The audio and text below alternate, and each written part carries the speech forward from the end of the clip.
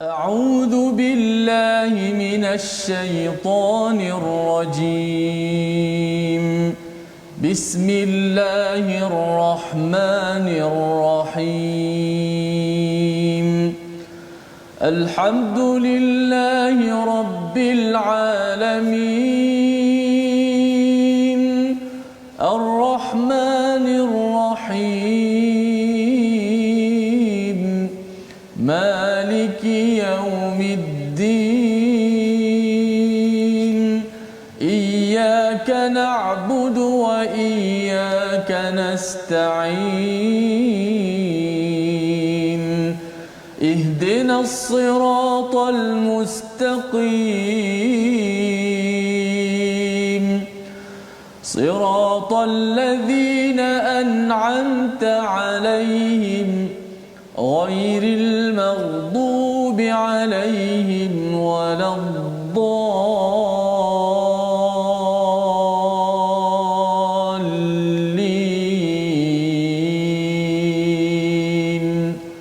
آمين. Assalamualaikum warahmatullahi wabarakatuh. Alhamdulillah wassalatu wassalamu ala Rasulillah wa ala alihi wa man wala syada la ilaha illallah syadana Muhammadan abduhu wa rasuluhu. Allahumma salli ala sayidina Muhammad wa ala alihi wa sahbihi ajma'in. Amma ba'du. Apa khabar tuan-tuan dan puan yang dirahmati Allah sekalian? Kita bersyukur pada Allah Subhanahu wa taala pada hari yang berbahagia ini kita dapat meneruskan bersama Al-Quran sebagai satu rahmat yang paling besar daripada Ar-Rahman, daripada Allah yang amat menyayangi kita ketika pelbagai cabaran yang melanda, ketika kita berhadapan dengan pandemik COVID-19. Allah memberikan anugerah yang besar kepada kita Al-Quran, dan alhamdulillah pada hari ini kita bersama Ustaz Tirmizi. Apa khabar Ustaz? Baik, alhamdulillah. Alhamdulillah. Baik, alhamdulillah Ustaz ya. Kita mengulang kaji hari ini halaman 231, 200 hingga 236, dan kita bukan berdua saja Ustaz ya. Kita ada Al-Fadil Ustaz Syamsul Hakim Abdul Samad di online. Di online. Apa khabar Ustaz? Assalamualaikum. Waalaikumsalam warahmatullahi taala wabarakatuh. Apa khabar saudara Fazrul dan juga Ustaz Tarmizi yang dirindui selalu? Masya-Allah, masya-Allah. Alhamdulillah kita amat gembira sekali lagi bersama dengan Ustaz Syamsul Hakim. Permintaan ramai Ustaz ya. Okey, untuk bersama dengan Ustaz Syamsul, dan pada hari ini Ustaz kita akan sama-sama melihat kepada hujung surah Hud dan juga awal surah Yusuf. Kalau Ustaz boleh mulakan dahulu sedikit ya, sedikit perkongsian tentang surah Hud, tanasubnya, surah yang ke-11 dan surah ke-12, dua-duanya surah Makkiyah. Tapi kalau boleh cerita sedikit secara keseluruhan surah Hud ini apa dan surah Yusuf ini apa, memulakan ulang kaji kita pada hari ini. Silakan Ustaz. Bismillahirrahmanirrahim. Assalamualaikum warahmatullahi taala wabarakatuh. Assalamualaikum. Saudara Fazul yang saya kasihi, begitu juga dengan Ustaz Tarmizi yang saya ucapkan inilah merupakan kurniaan Allah kepada umat manusia yang hebat, masya-Allah. Bukan setakat untuk ustaz tapi untuk seluruh umat manusia, yang mana bacaan Al-Quran yang Allah berikan kepada ustaz ni seperti mana yang pernah dipuji oleh Rasul sallallahu alaihi wasallam kepada seorang sahabat. Maksudnya memuji dalam halal kebaikan, ianya perkara yang tidaklah sampai peringkat. Mudah-mudahan ianya menjauhkan kita daripada Allah, bahkan mudah-mudahan menyedarkan kita tentang kehebatan Al-Quran yang dikatakan seruling daripada seruling Nabi Daud itu merupakan kelebihan yang Allah berikan. Para penonton yang dirahmati Allah sekalian, sebenarnya bukan takat dua surah ini, kita sebenarnya telah memulakan pelayaran tentang pengkisahan para anbiya bermula daripada surah sebelum daripada ni, surah Yunus, dan sekarang kita berbicara tentang surah Hud, dan lepas ni kita akan berbicara tentang surah Yusuf, di mana salah satu daripada pendekatan Al-Quran yang Allah bawakan kepada umat manusia bagi memberikan pengajaran, kesedaran, dan ada beberapa kelebihan-kelebihan yang lain yang kita akan bincangkan mungkin ada kesempatan nanti insya-Allah kepada umat manusia, di mana daripada kisah-kisah inilah insya-Allah kita akan melihat bagaimana untuk menjadikan diri kita umat yang terpimpin dengan contoh teladan. Dan contoh teladan itu bukan datang daripada sembarangan manusia. Mereka ialah para anbiya yang telah diberikan kemuliaannya oleh Allah, dan disitulah mudah-mudahan kita akan benar-benar terpimpin dengan manusia yang selayaknya memberikan kita pimpinan dengannya berbanding dengan manusia-manusia yang lain. Ini sinopsis yang ringkasnya Saudara Fazrul berkenaan tentang surah-surah para anbiya ini. Baik, terima kasih ucapkan pada Ustaz Syamsul ya, menceritakan tadi tentang kisah-kisah rasul ini, anbiya ini, para nabi ini adalah untuk kita contohi ya, dan apatah lagi nanti di hujung surah Hud nanti ada penekanan tentang perkara ini, iaitu mengapa kisah-kisah ini diberikan kepada Nabi Muhammad sallallahu alaihi wasallam dan juga kisah ini diberikan kepada kita sebagai umat Nabi Muhammad sallallahu alaihi wasallam, terutama ketika kita berhadapan dengan cabaran kehidupan, menguatkan hati kita. Kita akan perhatikan sebentar lagi. Jadi kita nak melihat halaman 231 pada ayat yang ke-87, salah satu anekdot ataupun bahagian kisah Nabi Shu'aib alaihi salam ketika beliau berujar, berkomunikasi dengan kaumnya.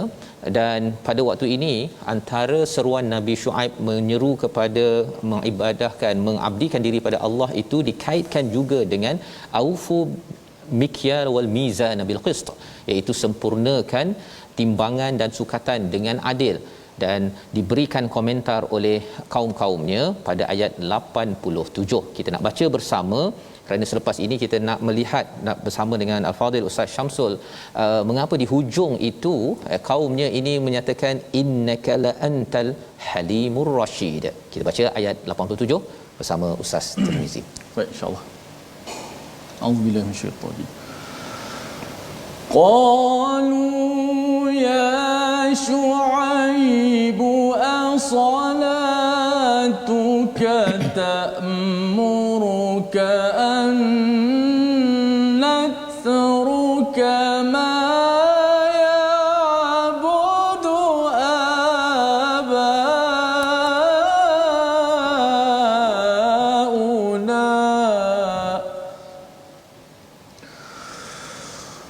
an natruka ma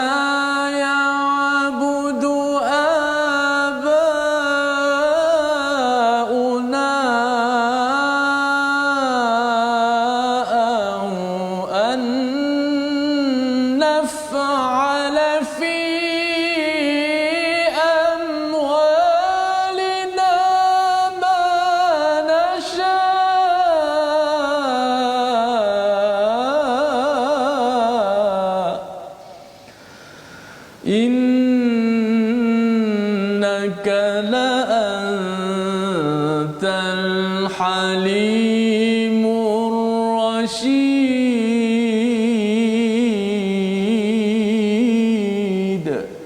Sadaqallahu alazim. Mereka berkata, wahai Shu'aib, adakah agamamu yang menyuruhmu memerintah kami meninggalkan apa yang disembah nenek moyang kami, atau melarang kami mengurus harta kami menurut cara yang kami kendaki? Sesungguhnya engkau benar-benar orang yang sangat penyantun dan pandai. Inilah perkataan daripada kaum Nabi Shu'aib, memberi respon kepada Nabi Shu'aib, mempersoalkan as-salatuka. Ya, penggunaan perkataan ini Ustaz Syamsul, kalau boleh dijelaskan mengapa digunakan perkataan as-salatuka, terjemahan kata agama kamu, tetapi kita yakin bahawa ada kaitan dengan solat, sehingga kan kaumnya mempersoalkan solat Nabi Shu'aib, ya, yang ada kaitan dengan apa yang Nabi Shu'aib di luar waktu solat. Kalau boleh Ustaz Syamsul memberi tadabbur daripada ayat ini, dan juga di hujung itu kaumnya adakah betul-betul menyatakan memuji ataupun memerli? Kalau memerli, mengapa dipilih Al-Halimur Rasyid? Silakan.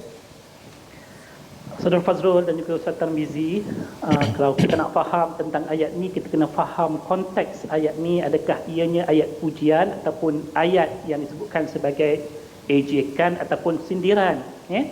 Di mana kalau kita lihat secara terperinci mendalam kepada ayat ni, kita akan dapat kesan bahawasanya bicara yang dilontarkan oleh kaum Nabi Shu'aib pada saat ini, ia sebenarnya adalah merupakan satu bicara yang bukan berbentuk pujian, ya. Jangan bila mana disebutkan baik-baik kita ingat orang puji, tak, tetapi apa yang diungkapkan oleh mereka sebenarnya adalah merupakan satu sindiran, ejekan, dan dalam bahasa satu kaum ataupun satu bahasa logat dalam bahasa kita ni dipanggil nganying, menganying terhadap Nabi Shu'aib. Di mana setelah dalam ayat-ayat yang sebelum daripada ni, Nabi Shu'aib dilihat berterusan menyampaikan dakwah baginda, menyeru kaumnya supaya menyembah Allah, tinggalkan amalan-amalan yang buruk seperti mana penipuan dalam muamalah, melakukan perosakan dan juga yang lain-lain. Maka menariknya, ejekan mereka di sini dimulakan dengan kalimat salat. Kenapa? Nak ejek orang pakailah kalimah-kalimah yang buruk. Tapi mereka ejek, mereka sindir dengan lafaz salat. Di mana kalau kita lihat dalam tafsirannya, tuan-tuan dan juga puan-puan yang dirahmati Allah, salat yang disebutkan di sini oleh para ulama tafsir, mereka menyatakan salat ini bukanlah seperti mana yang kita fahami sebagai satu bentuk ritual semata-mata. Tetapi ianya ditafsirkan sebagai kehidupan beragama. Selain daripada salat itu juga disebutkan sebagai Quran, iaitu wahyu yang dibawakan oleh Nabi Syuaib kepada kaumnya. Lalu kita dapat faham bila mana ianya disebutkan dalam bentuk yang begitu oleh kaumnya kepada Nabi Syuaib, dalam keadaan mereka nak menyindir Nabi Syuaib, wahai Nabi Syuaib, dengan kehidupan kamu yang dilihat baik, beribadah kepada Allah dengan bacaan-bacaan wahyu yang kamu datangkan itu, takkanlah kamu nak gunakan ianya sebagai satu cara untuk nak menegah kami melakukan kemungkaran ini. Ibaratnya dia kata macam seolah-olahnya jangan berlagak baiklah depan kami, dalam bahasa kita hari ini, di mana dalam keadaan ini meskipun mereka sedar ataupun tidak, ketika mana mereka menyindir Nabi Syuaib ini, mereka telah terlepas satu perkara, iaitu satu pengiktirafan terhadap kebaikan Nabi Syuaib, di mana mereka pada ketika itu walaupun tak bersedia untuk menerima usaha-usaha baik yang dibuat oleh Nabi Syuaib daripada dakwah dia untuk mengislahkan masyarakat, tetapi pada satu sudut yang lain mereka menerima sifat saleh yang ada dalam diri Nabi Syuaib, di mana di sini kita kena ambil pengajaran yang besar. Apa dia? Manusia ramai ataupun orang ramai boleh menerima kebaikan diri kita, insya-Allah. Memang sifat manusia sukakan manusia yang baik. Tetapi saat kita mula menapak untuk melakukan pembaikan yang disebutkan sebagai islah, lepas daripada salih kita kena islah, buat pembaikan, di situlah kita akan berhadapan dengan cabaran ataupun tentangan, di mana kemuncak kepada pengiktirafan mereka terhadap kebaikan Nabi Saleh disebutkan innaka la antal halimur rasyid. Ini merupakan satu bentuk kesalehan yang paling tinggi, kebaikan yang paling tinggi dalam diri manusia sebenarnya, di mana kalau kita lihat, kalau tuan-tuan boleh rujuk ayat surah Safat ayat 100, ayat 101, waktu Nabi Allah Ibrahim minta pada Allah, ya Allah kurniakan bagi aku seorang anak yang saleh, Allah kata fabasyarnahu bighulamin halim, Allah kurniakan anak saleh yang diminta itu anak yang penyabar. Maka kesimpulan dalam bicara ayat yang 87 ini, kita dapat faham bahawasanya kehidupan beragama yang benar, di mana dalam kalimah yang digunakan di sini iaitu salat, walaupun ianya ditafsirkan dalam kefahaman yang dahulu pada zaman Nabi Syuaib iaitu kehidupan beragamanya, tetapi dalam konteks kita sebagai umat Nabi Muhammad, gambaran bagi kehidupan beragama yang sebenar itu, tuan-tuan dan juga puan-puan yang dirahmati Allah, salat itulah sebagai terasnya, itulah yang akan menghasilkan kehidupan yang baik, di mana teras bagi kebaikan dalam kehidupan itu ialah kesabaran dan juga kebijaksanaan yang tercetus daripada kehidupan beragama yang baik, insya-Allah. Baik, terima kasih diucapkan pada Ustaz Syamsul untuk sama-sama mencerahkan kepada kita bagaimana kebaikan yang dilaksanakan oleh Nabi Syuaib, solatnya dengan amalan beragamanya itu disindir, tetapi sebenarnya sindiran itu juga diiktiraf sebagai tanda pengiktirafan, Ustaz, betapa Nabi Syuaib ini amat penyabar, amat penyantun dan juga amat bijak dalam menguruskan melihat sesuatu perkara. Kerana orang yang buat tak baik ni, dia tahu mana yang baik, baru dia tahu dia tak baik, kan? Dia dah rancang semuanya dan dia tahu bahawa sebenarnya orang yang betul-betul baik, yang sebenarnya ialah bukan sekadar dia baik seorang-seorang, tetapi dia juga melakukan islah, kerana islah ini memerlukan kepada kemahiran berfikir rasyid yang dibekalkan oleh Allah Subhanahu Wa Taala. Itulah doa kita dalam surah Al-Kahfi yang kita pernah baca, iaitu Rabbana atina min ladunka rahmah wa hayyi lana min amrina rasyada. Kita minta daripada Allah, beri daripada sisi Allah itu rahmat dan diberikan petunjuk jalan rasyid yang lurus itu kepada Allah Subhanahu Wa Taala.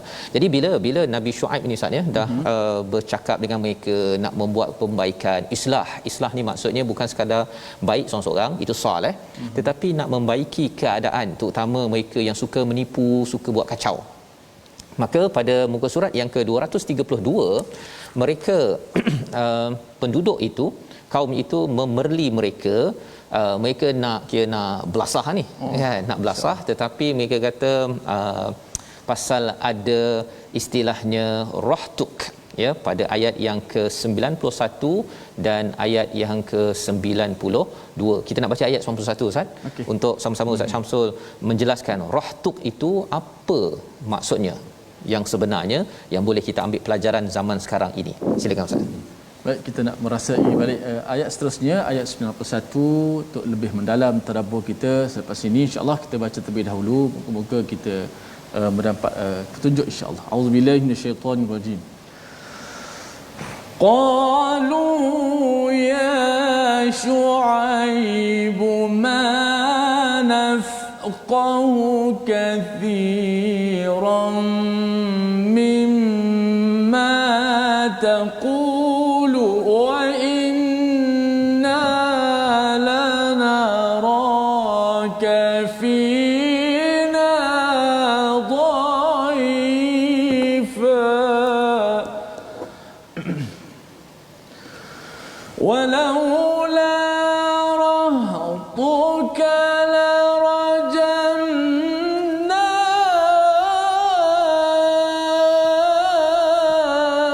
لرجمناك ولولا رهطك لرجمناك وما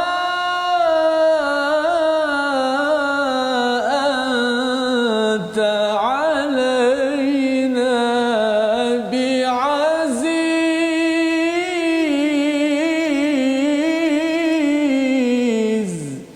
صدق الله العظيم. Mereka kaum Nabi Syuaib berkata, wahai Syuaib, kami tidak banyak memahami apa yang engkau katakan, sedangkan kenyataannya kami memandang engkau seorang yang lemah di antara kami. Kalau tidak kerana keluargamu, tentu kamu telah merejam engkau, sedangkan engkau juga bukan seorang yang berpengaruh di kalangan kami. Istilah yang digunakan sini Ustaz, ya, adalah rahtuk, rahtun, dan itu juga dibalas oleh Nabi Syuaib, rahti azzu alaikum, pada ayat yang seterusnya. Tetapi penggunaan perkataan rahtuk itu, kalau boleh Ustaz Syamsul jelaskan apa maksud selain daripada perkataan ailah ataupun mungkin usrah ke, silakan. Kalimah rahtun yang disebutkan dalam kedua ayat ini, kita fahami maksudnya yang pertama seperti mana yang disebutkan oleh saudara Fadrul sebentar tadi, iaitu dilihat sebagai ahli keluarga.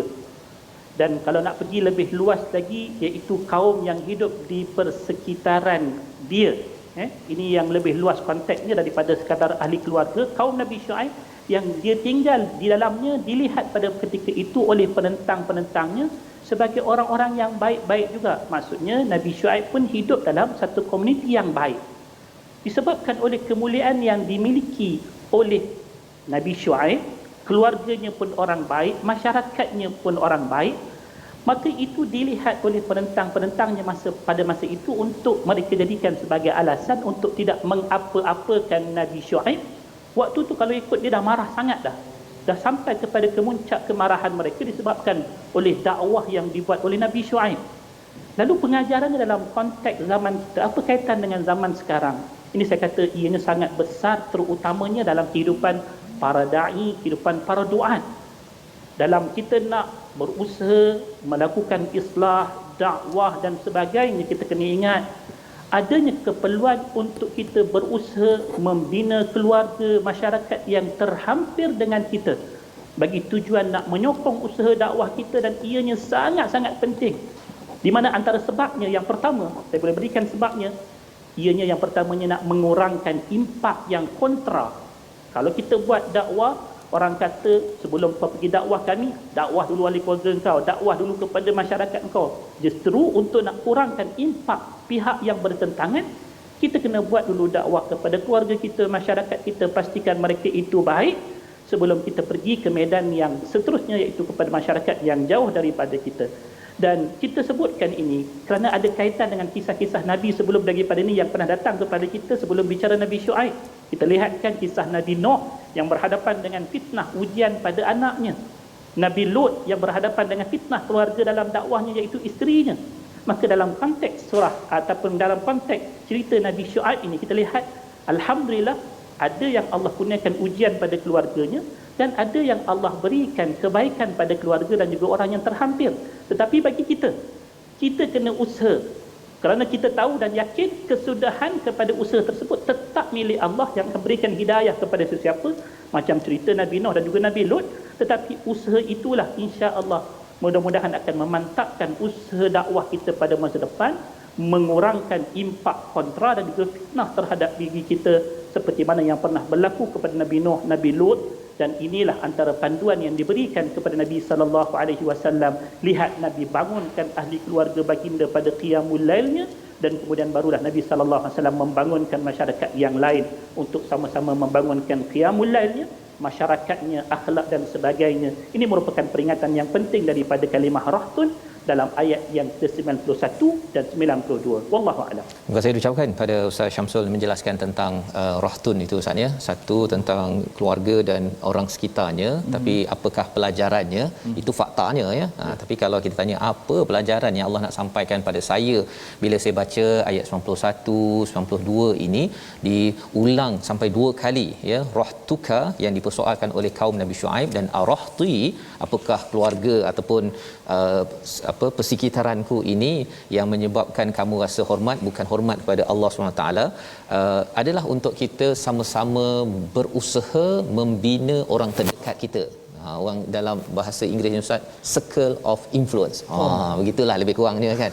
Orang yang paling dekat kan, orang yang paling dekat.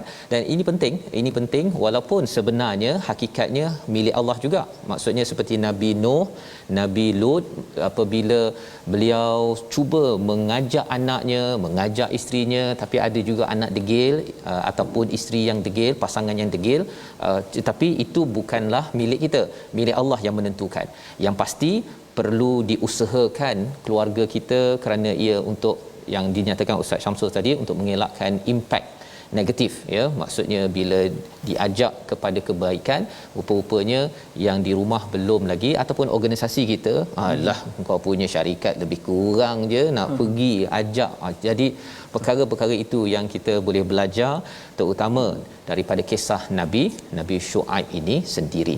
Jadi Ustaz, kita nak terus pada halaman 233, sebenarnya daripada hujung muka surat 232 tu kisah Nabi Musa alaihi salam ya. Tetapi kita berehat dulu, kita berehat sekejap ya, kemudian kita nak menyambung kembali selepas ini. Kisah Nabi Musa tak panjang berbanding kisah Nabi Musa dalam surah Taha, dalam surah-surah lain. Mengapa pendek dan fokusnya pun pada Firaun, tak pada Nabi Musa? Kita berehat sebentar, kembali dalam My Quran Time, baca faham amal insya-Allah.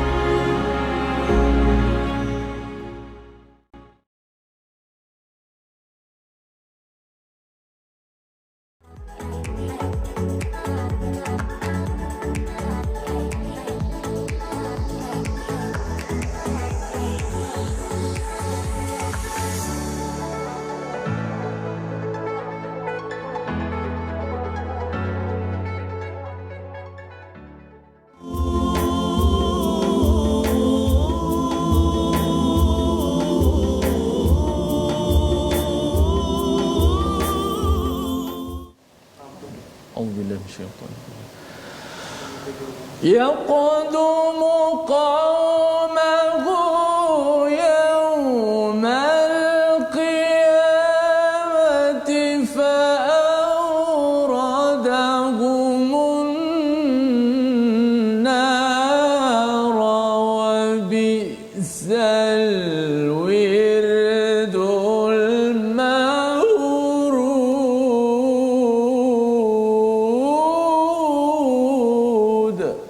Sadaqallahul Azim. Itulah petikan ayat daripada surah Hud, sambungan daripada kisah Nabi Allah Musa alaihi salam yang akan kita tadabbur sebentar nanti. Terima kasih kepada semua sahabat-sahabat Al-Quran yang terus setia istiqamah dalam My Quran Time, baca faham amal.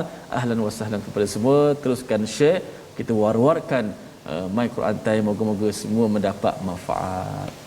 Baik, terima kasih ucapkan pada Ustaz Tirmizi. Kita meneruskan bahagian kedua kita, ulang kaji kita daripada halaman 231 hingga 236 bersama Al-Fadhil Ustaz Syamsul Hakim Abdul Samad, pensyarah di Fakulti Quran Sunnah Universiti Sains Islam Malaysia. Dan sebentar tadi Ustaz membaca ayat 98 daripada halaman 233 tentang kisah Nabi Musa, dan Allah menceritakan tentang Firaun, di mana maksudnya dia Firaun berjalan di depan kaumnya pada hari kiamat lalu membawa mereka masuk ke dalam neraka. Itulah seburuk-buruk tempat yang dimasuki, al-wirdul ataupun wabisal wirdul maurud istilahnya. Kita ingin bersama dengan Al-Fadhil Ustaz Syamsul untuk Ustaz boleh jelaskan dalam kisah ataupun surah Hud ini, kisah Nabi Musa disentuh tetapi pendek dan ia memberi fokus kepada apa yang berlaku pada Firaun. Kalau boleh Ustaz jelaskan apa ibrah untuk kita ambil bersama, silakan. Bismillah.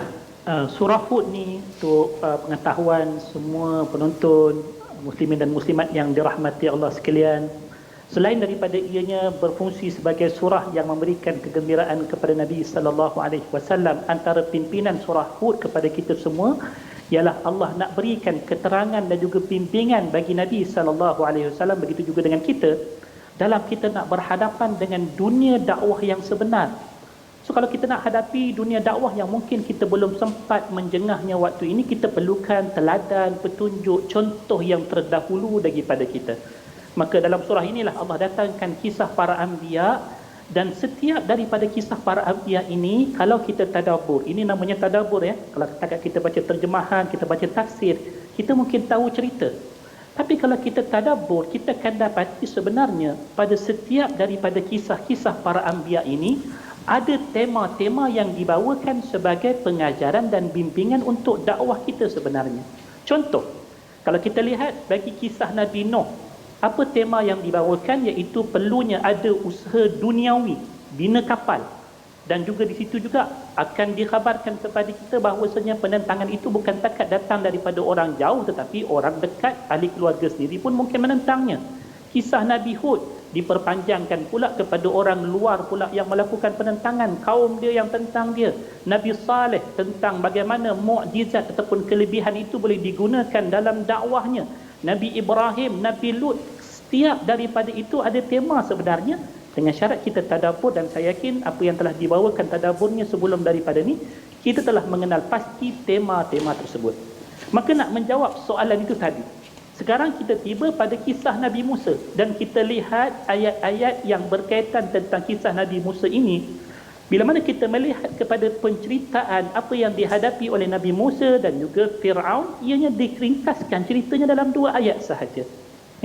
Kenapa begitu? Kenapa tak diperpanjangkan cerita sampai tenggelam dan sebagainya, tetapi diringkaskan? Kerana di sini sebenarnya ada tema yang nak dibawakan sebagai bimbingan dakwah buat Nabi kita dan juga kita, iaitulah tema yang saya lihat pada perspektif ayat ini, iaitulah tema berkenaan tentang kepimpinan dalam penentangan dakwah yang akhirnya akan menyeret manusia bukan takat yang menentang, tetapi sekalian pengikut-pengikutnya juga akan berhadapan dengan akibat.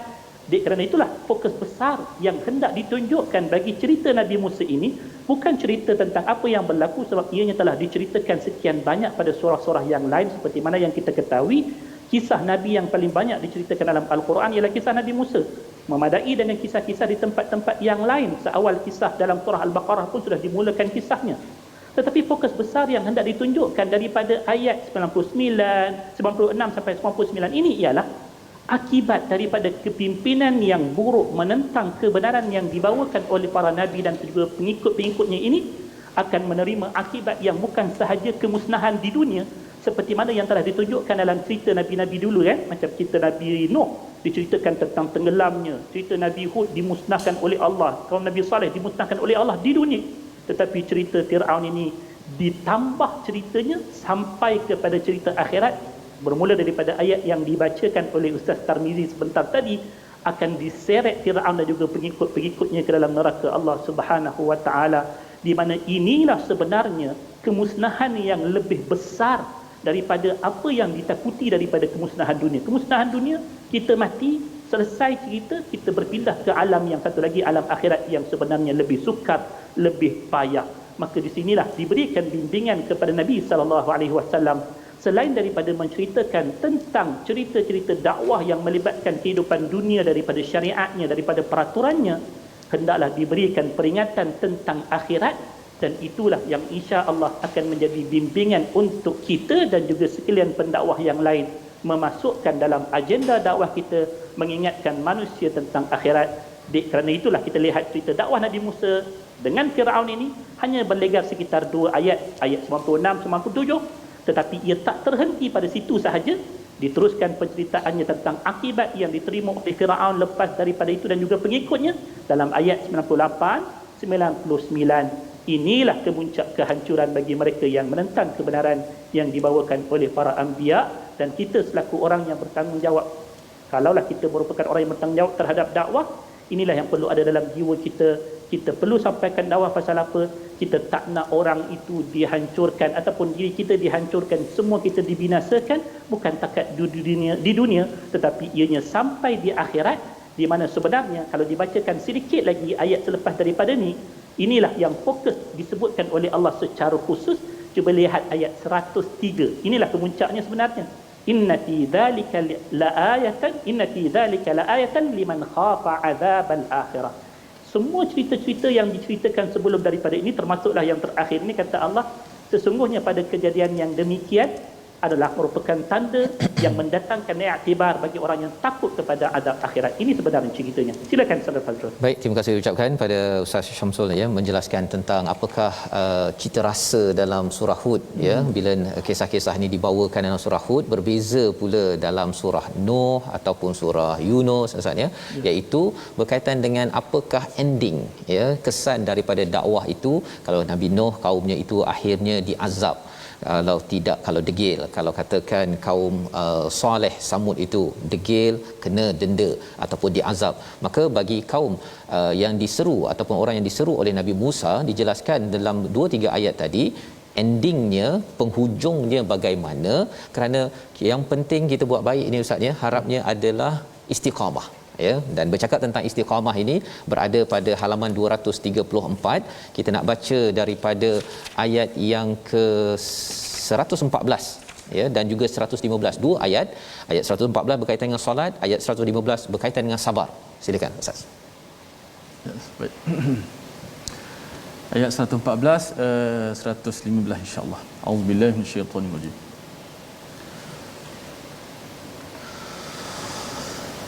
وأقم الصلاة طرفي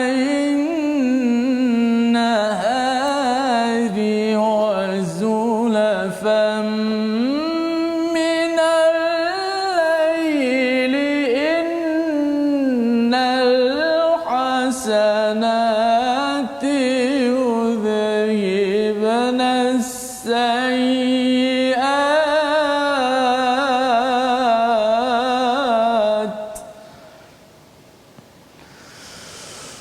ذلك ذكرى للذاكرين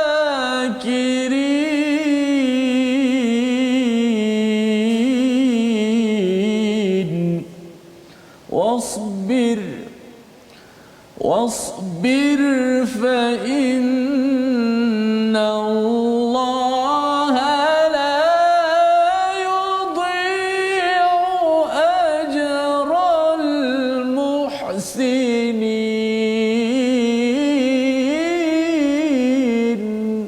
صدق الله العظيم. Surah Al-Azim. Dan dirikanlah solat pada 2 bahagian siang, pagi dan petang, dan pada bahagian permulaan malam. Sesungguhnya perbuatan baik itu menghapuskan amalan yang buruk.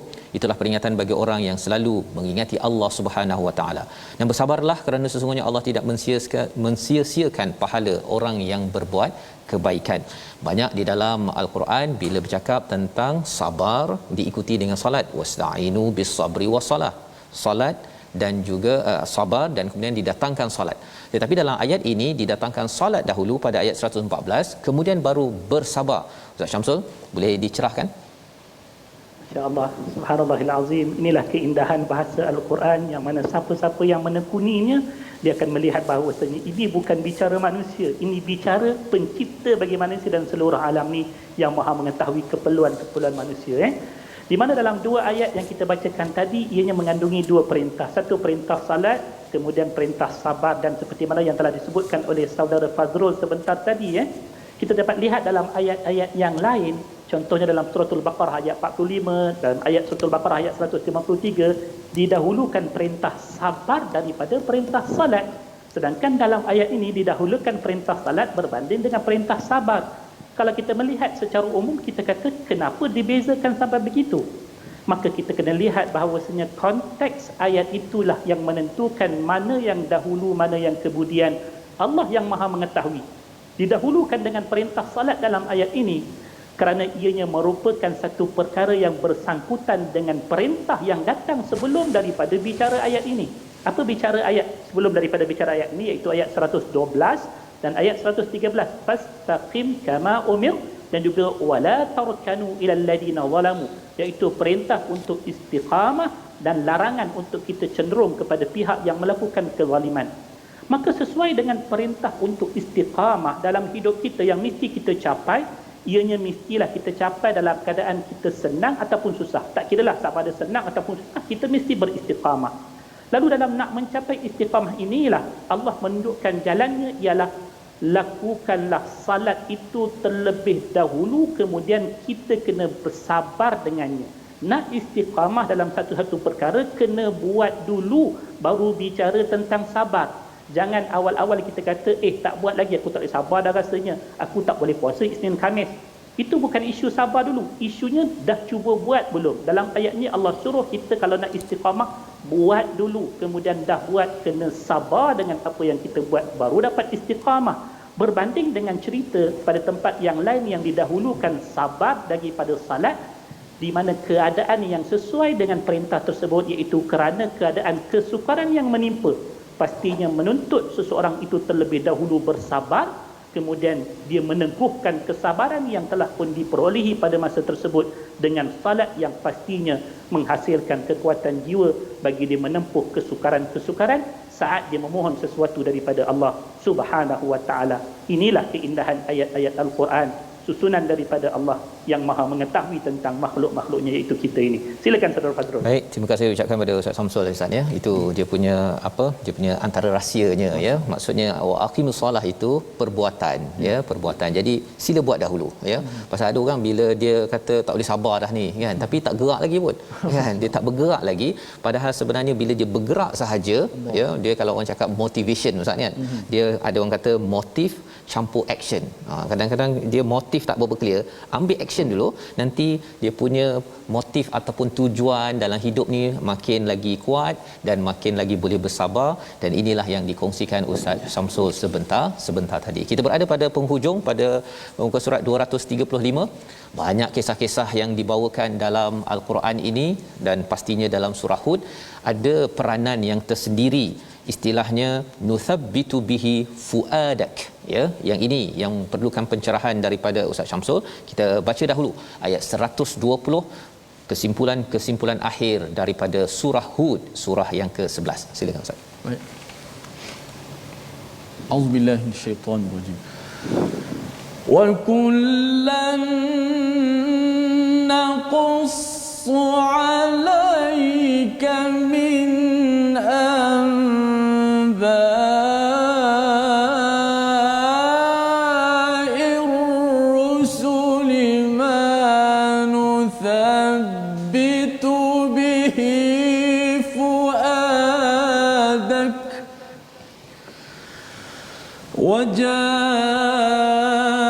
وجاءك في هذه الحق وموعظة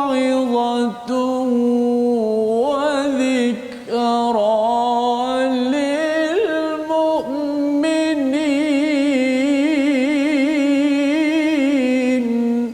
صدق الله العظيم. dan semua kisah rasul-rasul kami ceritakan kepadamu wahai Muhammad, agar dengan kisah itu kami meneguhkan hatimu, dan di dalamnya telah diberikan kepadamu segala kebenaran, nasihat dan peringatan bagi orang-orang yang beriman.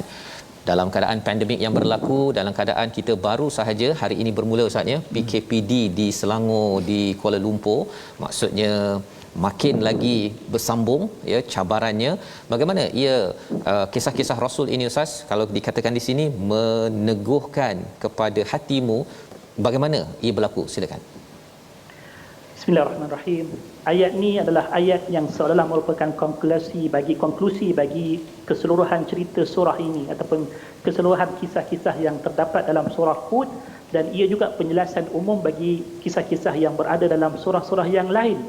Dan ayat ni kalau dilihat secara sekali imbas, memangnya ianya merupakan ayat yang jelas lagi bersuluk, memberikan bimbingan dan juga panduan bukan takat untuk Rasul sebenarnya, seperti mana yang diungkapkan oleh saudara Fazrul, untuk kita umat Nabi Muhammad sallallahu alaihi wasallam kena rajin-rajin baca kisah para rasul.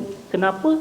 Sebab ada 3 faedah yang telah dijelaskan menerusi ayat ni. Yang pertamanya, dengan kita baca kisah rasul, ianya akan menguatkan hati kita. Kenapa? Sebab bila mana kita melihat contoh teladan yang telah ditunjukkan oleh insan-insan yang terbaik, yang kita mungkin sangkakan di saat ini kita berhadapan dengan kesukaran yang sudah dahsyat. Tapi kalau kita baca kisah para rasul, apa yang mereka hadap itu lebih teruk, lebih dahsyat daripada kita. Kita kata insya-Allah, Allah itu Maha Pemurah, Allah itu Maha Penyayang, pasti dia tetap akan bersama-sama dengan orang beriman, dan kita yang bersama-sama dengan jalan para anbiya juga pasti akan diselamatkan seperti mana diselamatkan pengikut para anbiya yang dahulu. So baca cerita Nabi Ayub contohnya, bagaimana dia berhadapan dengan kesakitan. Kita baru sikit daripada ujian sudah mengeluh, sedangkan Nabi Allah Ayub yang diuji bertahun-tahun lamanya dengan sakit tidak tergamak untuk meminta lebih daripada apa yang sepatutnya. Subhanallah. Yang keduanya, waja'akati hadhil haq, datang bersama-sama dengan kisah para anbiya ini kebenaran dakwah yang bukan kita kata sesuatu yang bersifat idealistik. Orang ingat contohnya jadi ustaznya senang, jadi orang yang menyampaikan dakwah ini senang. Tak, kebenaran dakwah itu datang bersama-sama dengan cerita para anbiya yang didatangkan oleh para rasul. Ceritanya ini bagi kita kebenaran agama yang kita anuti ini, inilah sifat yang perlu kita ketahui. Ianya bukan sesuatu yang kita boleh anggap sesuatu yang mudah, yang senang. Sebaliknya ia memerlukan mujahadah yang sangat-sangat tinggi. Dan yang ketiganya, of course, wa mau'izatu wa dzikra lil mu'minin, ianya seharusnya dijadikan pengajaran, peringatan bagi mereka yang percaya dan beriman dengan sekalian kisah-kisah ini. Kita yang beriman dengannya kena ambil sebagai pengajaran. Kesimpulannya, siapa-siapa yang nak kuatkan jiwanya, siapa yang nak kuat jiwa dia, kena banyakkan baca kisah para anbiya, kerana di situlah adanya kebenaran, di situlah adanya petunjuk yang boleh diperolehi, dan pastinya di sana ada pengajaran serta peringatan yang boleh kita teladani, insya-Allah. Insya-Allah. Terima kasih diucapkan kepada Ustaz Syamsul ya, menjelaskan tentang kalau kita nak kuat jiwa kita Ustaz ya, pada tuan-tuan sekalian, untuk kita terus mendapat kebenaran dan menghadapi masa-masa ke depan dengan yang lebih mencabar. Sebenarnya banyak kan baca kisah Rasul, dan kisah Rasul itu dalam Quran Ustaz ya. Dalam Quran ini disampaikan dalam kaedah yang meruntun jiwa sebenarnya, sehingga kita rasakan bahawa ya Allah, keep it up, don't give up dalam menghadapi apa jua cabaran yang ada, kerana mereka menghadapi lebih, dan kita harapnya dapat mempunyai kekuatan jiwa itu sendiri. Sebagaimana dalam kisah Nabi Yusuf Ustaz ya. Tetapi kisah Nabi Yusuf ini kita akan sambung lagi lah Ustaz ya pada hari esok ya, dalam siaran My Quran Time kita. Jadi kita berdoa pada Allah Subhanahu Wa Taala agar ulang kaji kita surah Hud ini memberi perspektif kepada kita, kerana kita bukan meninggalkan surah Hud, tetapi kita meneruskan dengan surah Yusuf. Insya-Allah hari esok kita akan sambung lagi mengetahui babak demi babak, tetapi lebih daripada itu untuk menguatkan jiwa kita Ustaz ya. Kita doa pada Allah, Allah izinkan kita mendapat kekuatan jiwa dalam menghadapi ujian sekarang ini. Silakan Ustaz. Bismillahirrahmanirrahim. Alhamdulillahirabbil alamin, wassalatu wassalamu ala asyrafil anbiya'i wal mursalin wa ala alihi wa sahbihi ajma'in. Allahumma ighfir lana dhunubana wa kaffir 'anna sayyi'atina wa tawaffana ma'al abrar. اللهم اجعل جمعنا هذا جمعا مرحوما وتفرقنا من بعده تفرقا معصوما برحمتك يا أرحم الراحمين والحمد لله رب العالمين. Amin ya rabbal alamin. Terima kasih diucapkan pada Ustaz Tirmizi, terima kasih diucapkan pada Ustaz Syamsul Hakim Abdul Samad ya, mencerahkan perkara yang telah pun kita belajar, dan Quran ini tidak bertepian ilmunya, lagi kita Ustaz tadabbur dengan soalan. Ya, kalau tadabbur terus kita dapat manfaat, tapi kalau kita tadabbur dengan saya soal, dia lagi cerah lagi, apatah lagi kita bertanya pada yang pakar Al-Fadil Ustaz Syamsul Hakim sebentar tadi. Dan inilah yang kita ingin sebarkan, kesedaran untuk mengambil nilai daripada Al-Quran, meneguhkan jiwa dalam tabung gerakan Al-Quran. Tuan-tuan boleh menyumbang untuk kita membanyakkan lagi program-program, dan juga selepas ini kita akan mula menyampaikan sumbangan tuan-tuan kepada mereka yang memerlukan dana, beras tak cukup, mungkin susu tak cukup. Sumbangan tuan-tuan akan disampaikan kepada mereka yang akan diumumkan dalam siri My Quran Time yang akan datang. Kita bertemu lagi dalam siri akan datang menyambung kisah Nabi Yusuf besok insya-Allah. Dan jangan lupa untuk jaga kesihatan tuan-tuan yang sudah pun mendaftar dalam vaksin ya, vaksin teruskan untuk kita mendaftar, mendapatkannya, dan kita doa pada Allah terima amal kita. Teruskan bersama My Quran Time, baca faham amal insya-Allah.